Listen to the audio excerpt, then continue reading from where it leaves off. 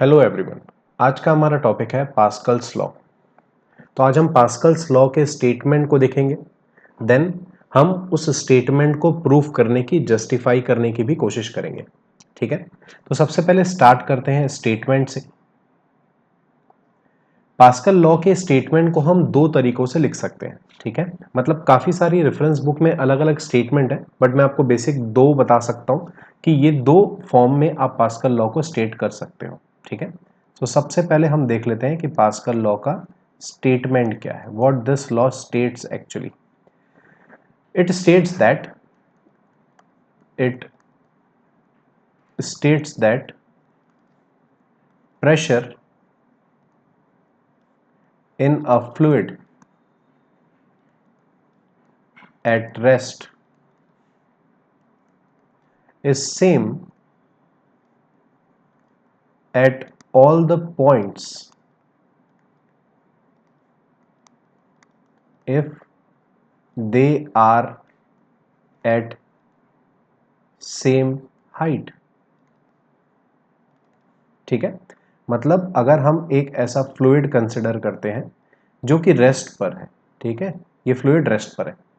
अब इस फ्लूइड में हम एक सरफेस से एक हाइट एज्यूम कर लेते हैं h। इस हाइट पर अगर मैं बात करूं, जितने भी पॉइंट्स आएंगे ये सारे पॉइंट्स पर फ्लूइड जो है वो सेम प्रेशर लगा रहा होगा। ठीक है, so it states that the pressure in a fluid at rest is same at all the points if they are at the same height.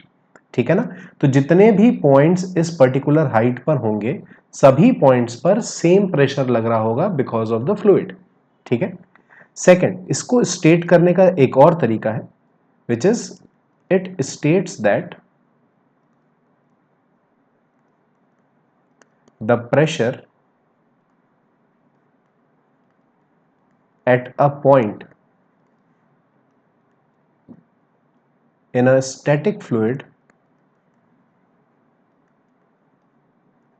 is equal in all directions। ठीक है, अब इस statement को हम किस तरीके से एक्सप्लेन करेंगे। इट स्टेट्स दैट कि एट अ पॉइंट, अब हम एक पर्टिकुलर पॉइंट की बात कर रहे हैं, किसी पर्टिकुलर पॉइंट पर चारों तरफ से सभी डायरेक्शन से इक्वल अमाउंट ऑफ प्रेशर लगता है। ठीक है, मतलब फ्लूइड इसको हर तरफ से प्रेशर, सारे डायरेक्शन से प्रेशर लगा रहा होगा, और ये सारे pressure P1, P2, P3, P4, P5, ये सारे प्रेशर जो होंगे वो इक्वल होंगे। तो किसी भी पॉइंट पर, मेक श्योर स्टैटिक फ्लूइड की बात कर रहे हैं, एक स्टैटिक फ्लूइड में, यहां पर भी फ्लूइड एट रेस्ट कहा था हमने, किसी भी स्टैटिक फ्लूइड में एक पर्टिकुलर पॉइंट पर फ्लूइड जितने भी प्रेशर, जो भी प्रेशर लगाता है सब डायरेक्शन से सेम प्रेशर होता है। ठीक है, सो ये स्टेटमेंट है पास्कल लॉ का। आप दोनों में से कोई भी स्टेटमेंट लिख सकते हैं, वो ट्रू रहेगा। ठीक है, मैं इस स्टेटमेंट को लेके इसको प्रूफ करने की कोशिश करता हूं। Fine, okay. तो इससे पहले कि हम प्रूफ स्टार्ट करें, हमें एक कंसिडरेशन लेना पड़ेगा। ठीक है, एक चीज को समझना पड़ेगा, दैट इज, तो मैं नोट करके इसको मेंशन कर देता हूं कि किसी भी एरिया में अगर फ्लूइड फोर्स लगाता है तो वो फोर्स हमेशा परपेंडिकुलर होता है। Okay, if the fluid is stationary then the force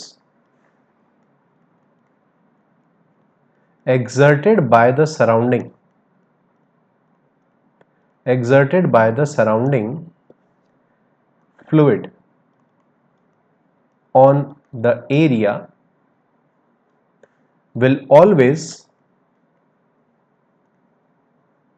be perpendicular to the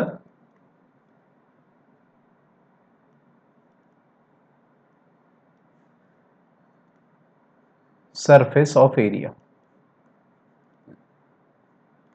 ठीक है, मतलब अगर ये फ्लूइड है,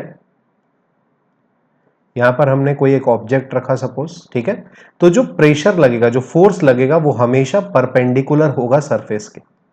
ठीक है, इस तरीके से फोर्स लगता है। फाइन, सेकेंड पॉइंट जो मैं लिखने वाला हूं, दैट इज, आई होप आपको सबको पता होगा, that is pressure is equal to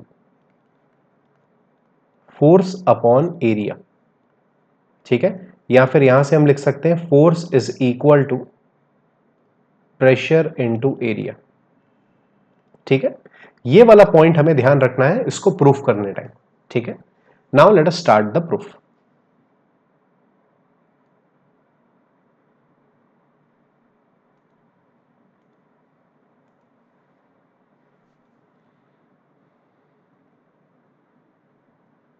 okay, proof start करते हैं हम लोग।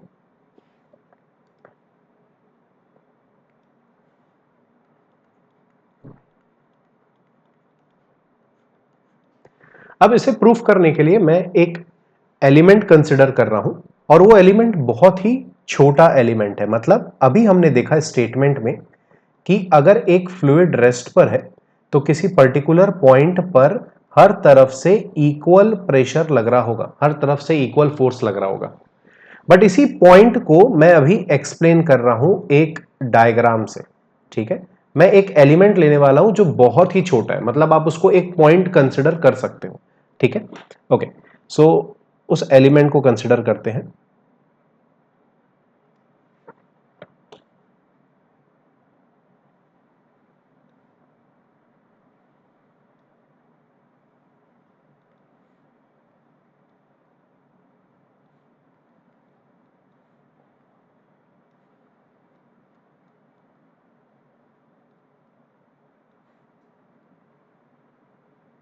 ठीक है, फॉर एग्जाम्पल हमने ये ट्रायंगुलर कुछ प्रिज्म जैसा ले लिया है, fine.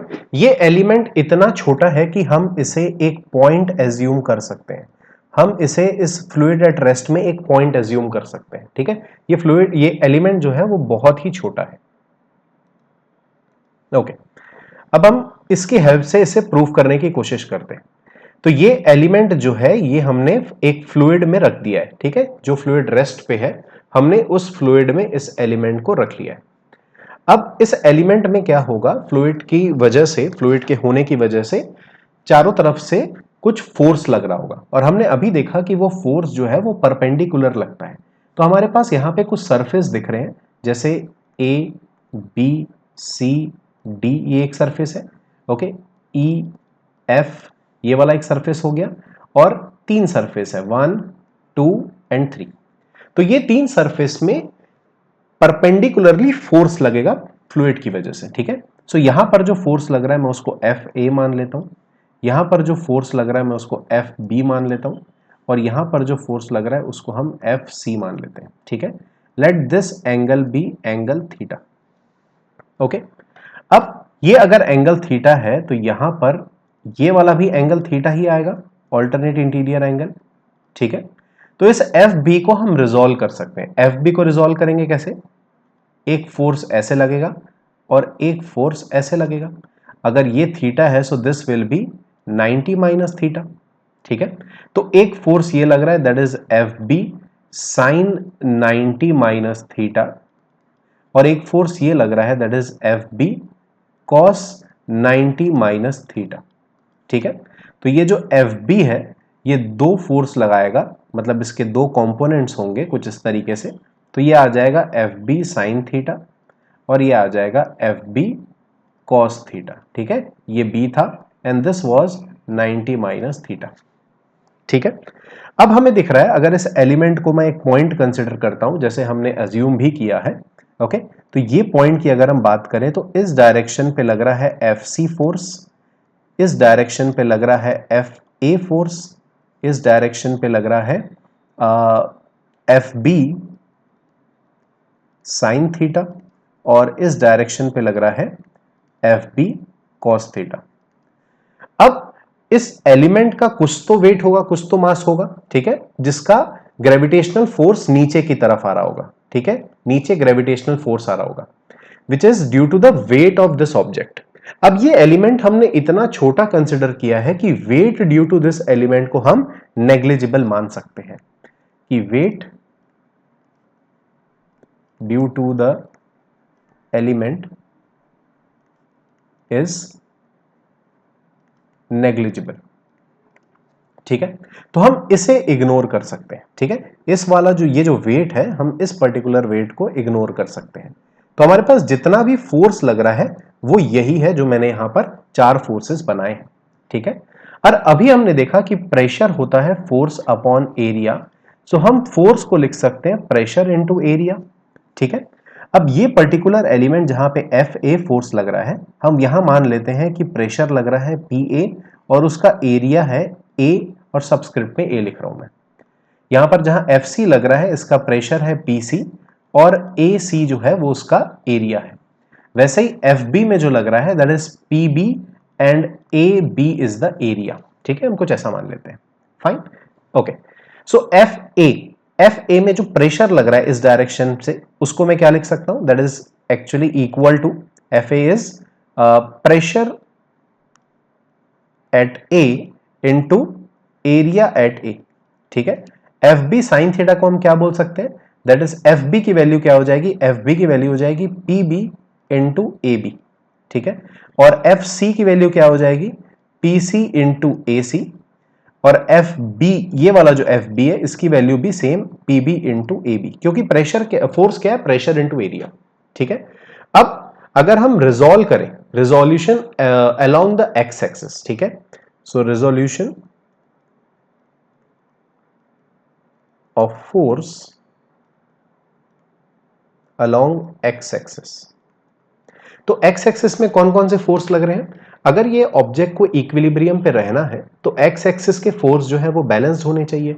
That means F C जो इस डायरेक्शन पे लग रहा है that must be equal to F B sine theta जो अपोजिट डायरेक्शन पे लग रहा है, that is equal to F B sine theta, ठीक है। अब एफ सी की वैल्यू है P C into A C, F B की वैल्यू है P B into A B और लिखा हुआ है साइन थीटा, ठीक है। वैसे ही सेम अगर मैं रिजॉल्व करना चाहूं वाई एक्सिस में, so resolution of force along Y axis, तो y पे दो फोर्स लग रहे हैं, एक नीचे से लग रहा है दैट इज एफ ए और एक लग रहा है F B cos theta. So F A is equal to F B cos theta, ठीक है। एफ ए को मैं लिख सकता हूं P A into A, F B को लिख सकते हैं P B into A B और लिखा हुआ है कॉस थीटा, ठीक है।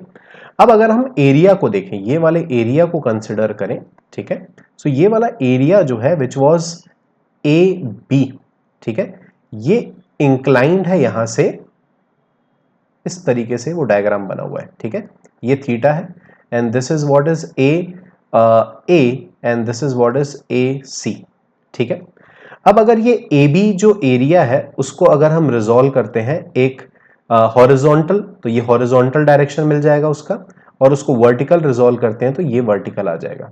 सिंस ये एंगल थीटा है तो ये वाला जो हॉरिजॉन्टल कंपोनेंट है इस एरिया बी का, ये कंपोनेंट हो जाएगा ए बी कॉस थीटा और वर्टिकल कंपोनेंट हो जाएगा ए बी साइन थीटा, ठीक है। So A B sine theta किसके बराबर होगा, ए सी के बराबर होगा, और ए बी कॉस थीटा किसके बराबर होगा, ए के बराबर होगा। तो इसी स्टेटमेंट को हम क्या लिख सकते हैं, P C into A C equal to P B into A B sine theta, A B sine theta किसके बराबर है, दैट इज ए सी के बराबर है। So A B sine theta को हम लिख सकते हैं A C which cancel A C from both side. तो यहां से हमें एक स्टेटमेंट मिल गया कि पी सी किसके बराबर है, पी बी के बराबर है, ठीक है। और सेम यहां से हम इसको मेंशन कर सकते हैं P A is equal to what, P B और A B cos theta, A B cos theta को हम क्या लिख सकते हैं, ए लिख सकते हैं, ओके। अगेन ए जो है वो दोनों तरफ से कैंसल हो जाएगा और यहां से हमें रिजल्ट मिल रहा है P A is equal to P B, ठीक है। अगर इसे हम इक्वेशन 1 माने, इसे इक्वेशन 2 माने, सो दोनों इक्वेशन को अगर हम कंपेयर करें तो हमें फाइनल रिजल्ट क्या मिल रहा है, दोनों इक्वेशन को कंपेयर करने से हमारा जो फाइनल रिजल्ट आ रहा है that is P A is equal to P B is equal to P C. और ये प्रेशर क्या है, ये प्रेशर वही है जो फोर्स मतलब परपेंडिकुलरली लग रहा था एलिमेंट्स पे चारों तरफ से, ठीक है ना। तो हमने ये प्रूफ कर दिया कि हर तरफ से जो प्रेशर लगेगा वो प्रेशर सेम लगेगा। अब इसमें हमने जो एज्यूम किया है वो बहुत इंपॉर्टेंट है मेंशन करना कि ये जो एलिमेंट है हमारा वो बहुत ही छोटा है। मींस अगर एक फ्लूइड एट रेस्ट है तो आप इस एलिमेंट को पॉइंट एलिमेंट मान सकते हैं, ठीक है। तो ये एलिमेंट को हम पॉइंट साइज एलिमेंट मान सकते हैं, जहां पर यहां से लग रहा था PA, यहां से लग रहा था PC और यहां से लग रहा था PB, और ये तीनों ही हमने अभी इक्वल कर लिया है, ठीक है। Which proves the statement that is static fluid में, okay, which proves this statement कि स्टैटिक फ्लूइड में प्रेशर इक्वल लगता है सारे डायरेक्शन से, ठीक है। तो आई होप आपको ये प्रूफ और ये स्टेटमेंट समझ आया होगा, ठीक है। मैं इसके कंटिन्यूएशन में एप्लीकेशन ऑफ पास्कल्स लॉ का वीडियो नेक्स्ट डालने की कोशिश करूंगा, ठीक है, जिसमें हम हाइड्रोलिक लिफ्ट पढ़ने वाले हैं और भी कुछ एप्लीकेशंस पास्कल लॉ के, ठीक है। बट आई होप आपको ये पर्टिकुलर टॉपिक समझ आया होगा। ओके, मिलते हैं नेक्स्ट वीडियो में। Till then, thank you so much.